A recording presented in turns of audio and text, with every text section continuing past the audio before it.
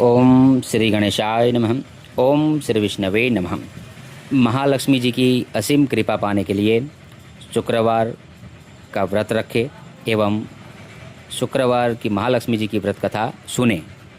इससे माता महालक्ष्मी एवं भगवान विष्णु जी की अपार कृपा मिलती है।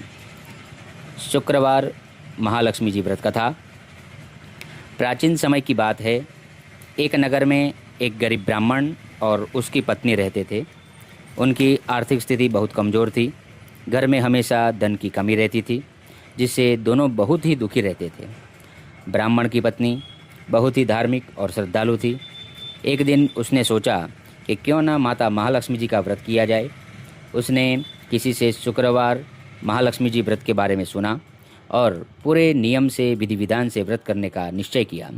अगले ही शुक्रवार से उसने महालक्ष्मी जी का व्रत शुरू किया। वह सुबह जल्दी उठती, स्नान करके साफ वस्त्र पहनती और माता महालक्ष्मी जी की पूजा करती। वह पूरे मन से कथा सुनती और दिन भर संयम रखती। कई बार घर में खाने को कुछ नहीं होता, फिर भी वह व्रत नहीं छोड़ती। उसकी यह सच्ची भक्ति देखकर माता महालक्ष्मी जी प्रसन्न हो गई। एक दिन माता महालक्ष्मी वृद्ध स्त्री के रूप में उसके घर आई और उसकी परीक्षा ली। उन्होंने उससे कुछ भोजन मांगा।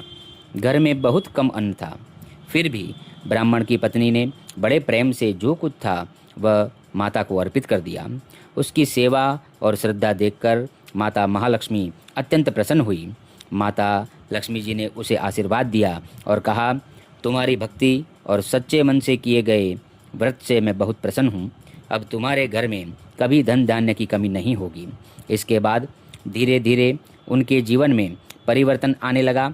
उनके घर में धन, सुख और समृद्धि बढ़ने लगी। सभी दुख दूर हो गए और उनका जीवन खुशियों से भर गया। यह देखकर नगर के अन्य लोग भी शुक्रवार का माता महालक्ष्मी जी का व्रत करने लगे और माता महालक्ष्मी जी की कृपा पाने लगे। जय माता महालक्ष्मी माँ। ओम श्री विष्णवे नमः।